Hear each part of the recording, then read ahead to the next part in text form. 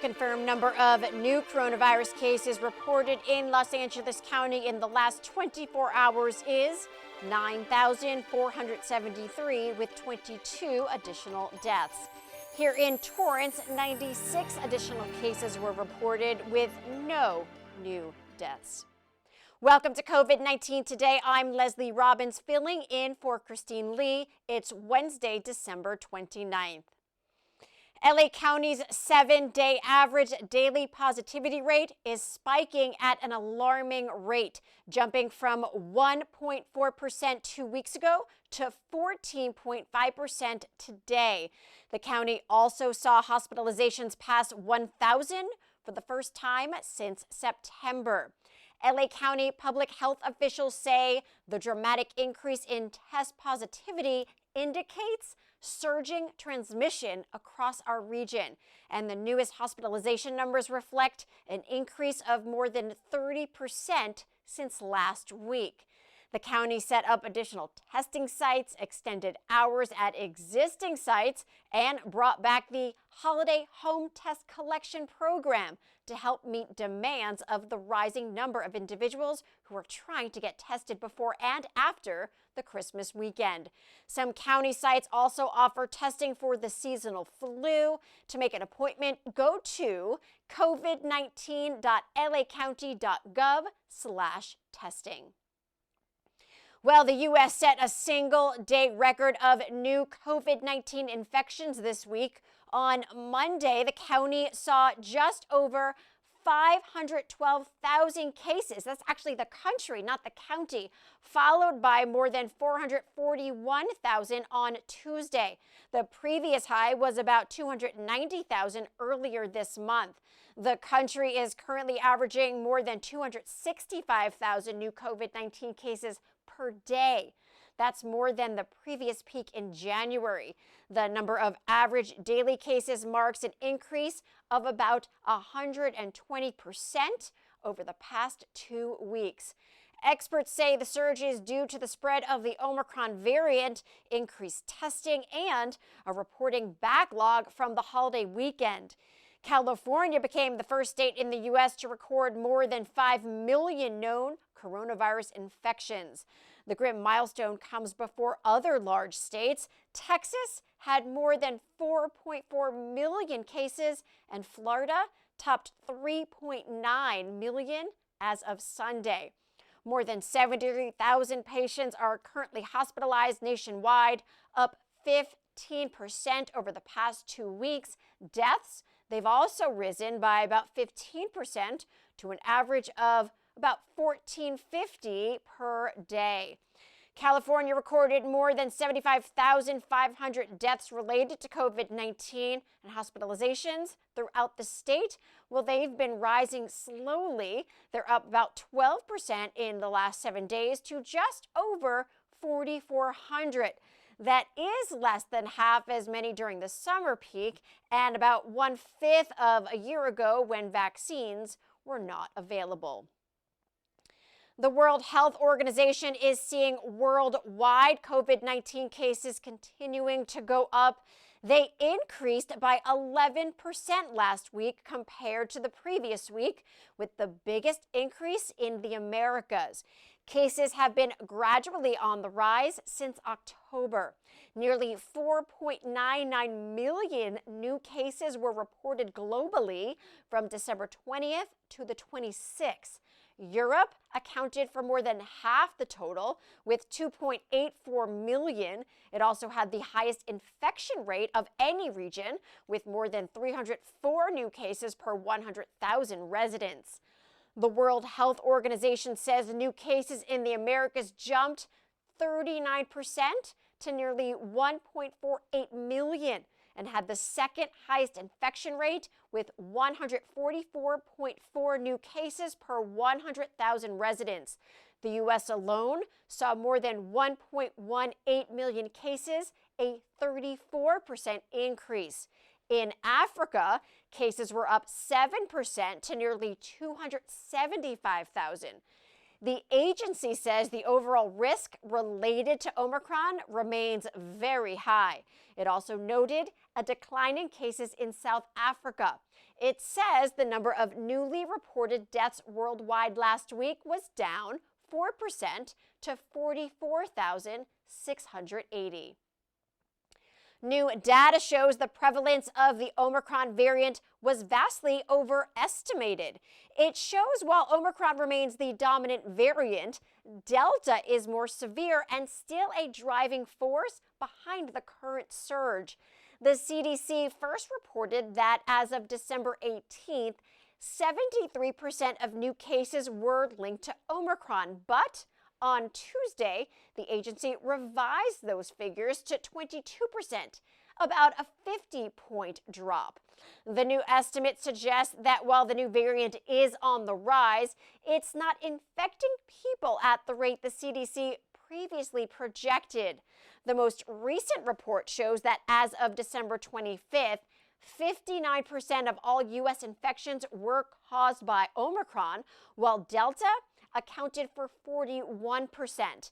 Medical experts say a big takeaway from the CDC's updated information is that Delta is still quite a threat to public health and requires a lot more attention. Well, the air travel nightmare continues as thousands of flights continue to get canceled.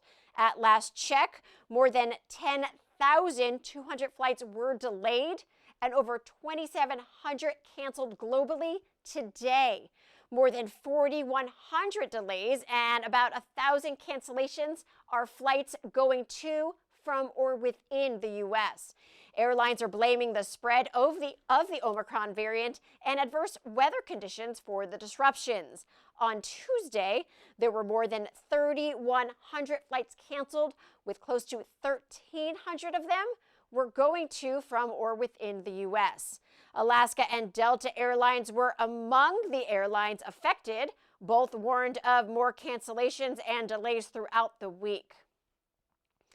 86 cruise ships are being investigated or observed following COVID-19 outbreaks on board.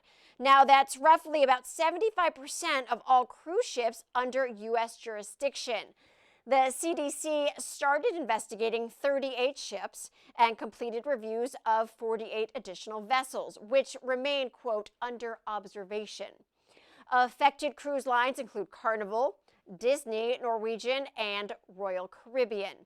An additional 3 ships are being monitored by the CDC due to reported COVID-19 infections, but the case numbers are below the agency's threshold to launch an investigation. Now, a spokesperson for the Cruise Lines International Association says that many of their members announced additional measures in response to the Omicron variant, including strengthening testing, masking, and other requirements, as well as encouraging boosters for those who are eligible. Some cruise lines are also requiring an additional test at embarkation. Well, after 9 months of research, scientists in Northern California believe they have the key to the endemic. The group from University of California, San Francisco uncovered a key connection to fight current and future variants. Dr. Navan Krogan, the director of Quantitative Biosciences Institute at UCSF, says he and his team, along with partners across the world, uncovered how mutations in the Alpha variant are allowing the virus to evade our immune response.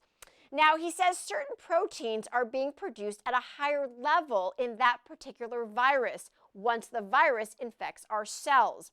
The study initially focused on the Alpha variant, but they found that there were similar mutations in the more problematic variants, including Delta and Omicron.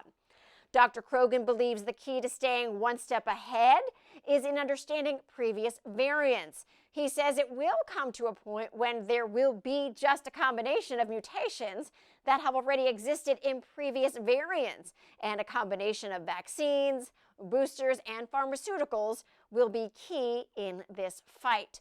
Dr. Krogan believes this virus will ultimately become an endemic, just like the influenza, where it continues to exist but won't be as deadly.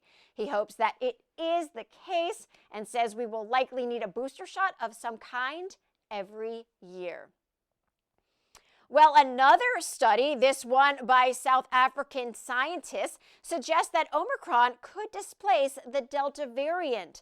The study looked at 33 vaccinated and unvaccinated people and found that those who were infected with Omicron, especially those who were vaccinated, developed enhanced immunity to the Delta variant. Authors found that neutralization of Omicron increased 14-fold over 14 days after the enrollment, and a 4.4-fold increase in neutralization of the Delta variant. Alex Siegel, a professor at the Africa Health Research Institute in South Africa, says if Omicron was less pathogenic, as it looked to be from the South African experience, this will help push Delta out. The Holiday Bowl became the 5th postseason college football game to be canceled after UCLA pulled out due to COVID-19 concerns. The Bruins were scheduled to face North Carolina State on Tuesday at Petco Park, the home of the San Diego Padres, but the college announced that it could no longer play the game just 4 hours before kickoff. Athletic Director Martin Jarman said its medical staff deemed it unsafe for the Bruins to play after receiving that day's COVID-19 test results. Officials had to cancel the Holiday Bowl altogether today after failing to find a replacement team. The Holiday Bowl and NC State Athletics Director Boo Corrigan spent the rest of Tuesday trying to find an alternate group. They reached out to 10 different teams but had no luck due to the short notice and challenging logistics. Corrigan says the situation is especially hard because some of the players were seniors looking forward to their last game. The Holiday Bowl officials presented the NC State team with the bowl trophy this morning, and the team's coach says this counts as a victory in their record books, no matter how the NCAA views the game.